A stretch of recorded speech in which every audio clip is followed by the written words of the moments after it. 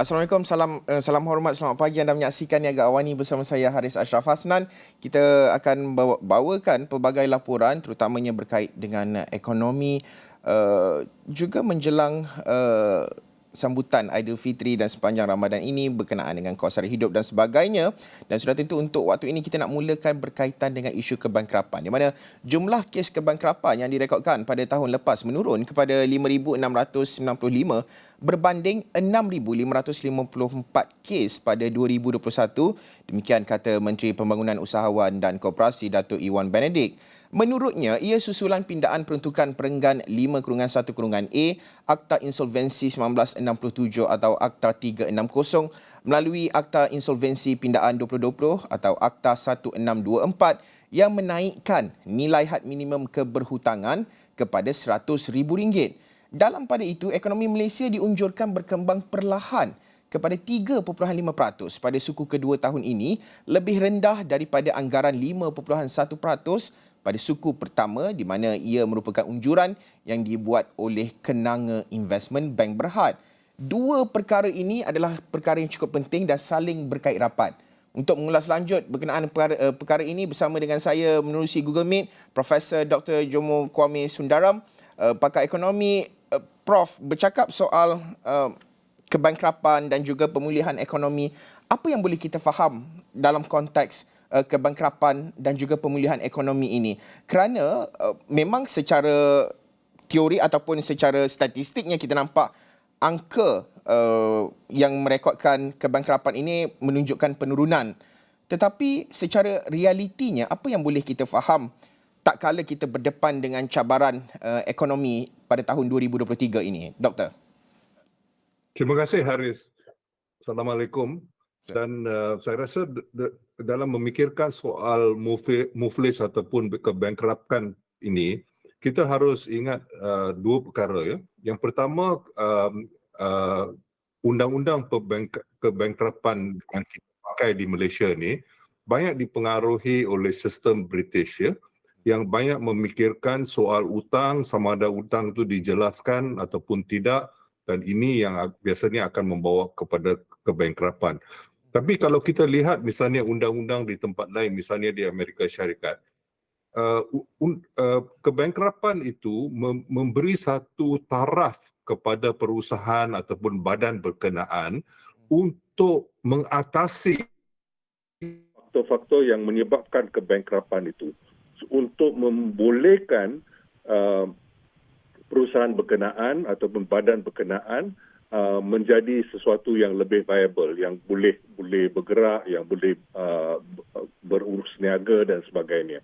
Ini satu perbezaan yang amat penting, dan itu yang ramai orang mengharapkan bahawa pindaan kepada undang-undang yang dibicarakan dewasa ini akan membawa kepada satu keadaan yang lebih baik, yang membolehkan usahawan itu berjaya.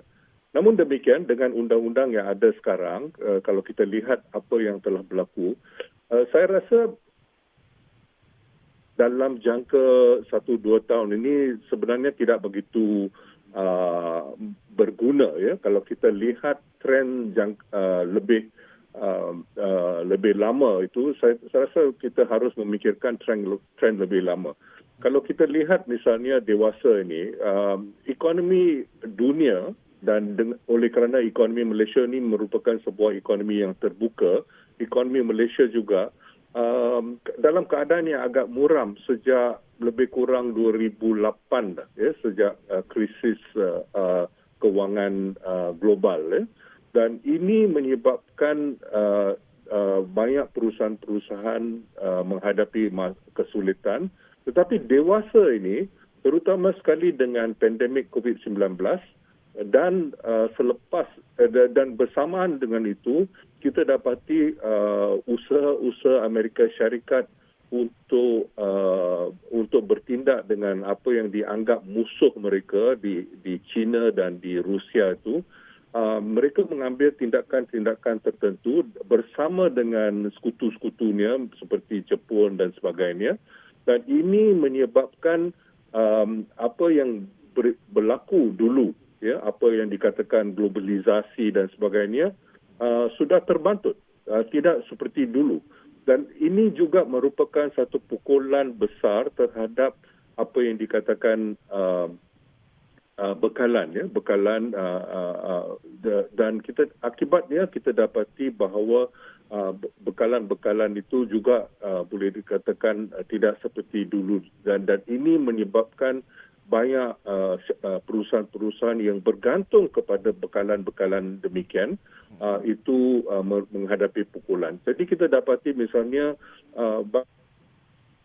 menghadapi kesulitan waktu pandemik, dan apalagi sekarang dengan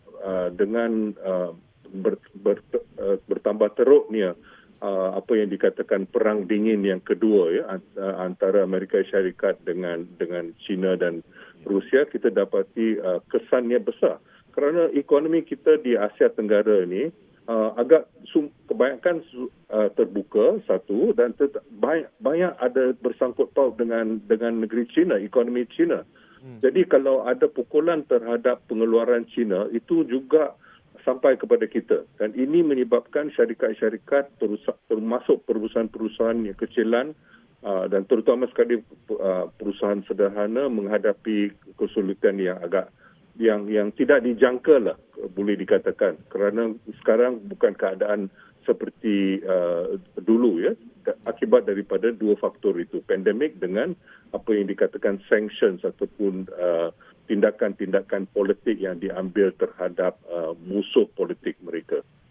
Dr. Jomo, kalau kita bercakap soal kebangkrapan ini juga, kalau kita nak kaitkan dengan usahawan, mungkin ada individu yang meniaga, tidak mendaftarkan perniagaan, ataupun mereka yang mengalami ataupun mendepani isu kebangkrapan ini tidak berdaftar.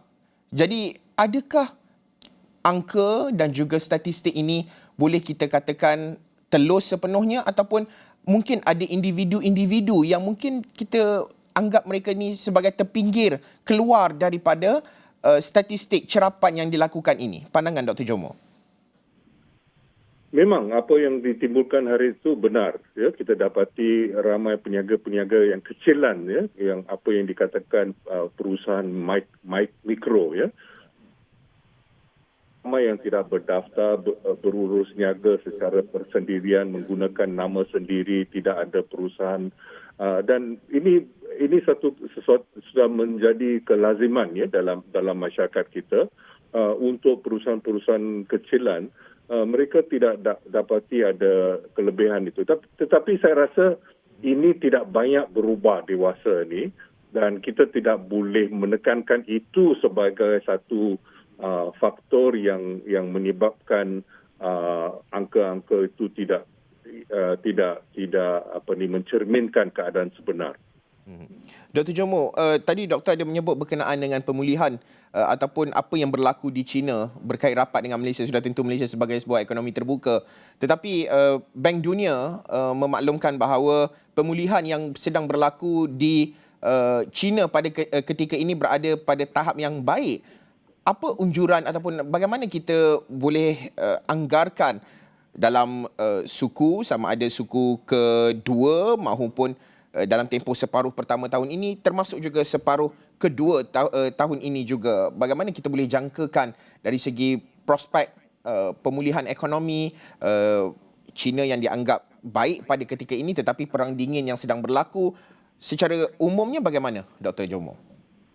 Secara ringkas ada dua faktor di sini. Satu, kita harus ingat bahawa pandemik dan usaha-usaha pemerintah China terhadap pandemik itu agak keras, ya, dan berlarutan, ya, sampai sampai dewasa ini. Jadi kita dapati bahawa akibatnya kegiatan ekonomi di China itu, urus niaga ekonomi itu agak lembab, ya, selama beberapa tahun, ya, lebih lama dari negeri lain seperti Malaysia. Namun demikian, kita dapati bahawa ini telah berubah baru dewasa ini beberapa minggu kebelakangan setelah beberapa perhimpunan besar di negeri China di mana pemerintah dapati bahawa ramai orang di negeri China tidak senang dengan dasar yang keras yang dilaksanakan oleh negeri China. Jadi ini sudah berubah dan ini salah satu sebabnya dijangka bahawa ekonomi China akan pulih. Tetapi kalaulah ini berlaku dan ini dijangkaan itu saya rasa agak benar, sama peratusannya boleh dipersoalkan, tetapi sudah pastilah ekonomi itu akan pulih dalam keadaan di mana sudah lama dibendung, ya. Tetapi satu faktor lain yang harus diambil kira ialah apa pula reaksi Amerika Syarikat. Apakah Amerika Syarikat akan izinkan, akan membenarkan ekonomi China itu pulih? Kerana mereka menganggap bahawa kawalan terhadap negeri China itu satu prioriti politik bagi mereka. Jadi kalau itu dianggap penting, mungkin Amerika Syarikat akan mengambil tindakan lain dengan kesan yang besar. Sebab barang-barang yang misalnya di Malaysia ni banyak barang-barang yang murah itu datangnya daripada negeri China, dan sebaliknya sebahagian besar daripada ekspor Malaysia ni dihantar kepada negeri China. Jadi pukulan itu terhadap ekonomi Malaysia ni agak besar, malah pada seluruh Asia Tenggara. Tetapi oleh kerana itu bagi saya lah secara peribadi, saya banyak menekankan soal perdamaian, ya. Keadaan ini dalam dunia di mana ada perang dingin yang kedua ni tidak memberi manfaat langsung kepada semua orang, termasuk rakyat Amerika Syarikat sendiri. Tetapi malangnya kita dapati bahawa keadaan telah bertambah teruk, dan di mana kemajuan di negeri China ini dianggap sebagai satu ancaman besar terhadap kuasa Amerika Syarikat pada masa depan, malah pada masa kini juga.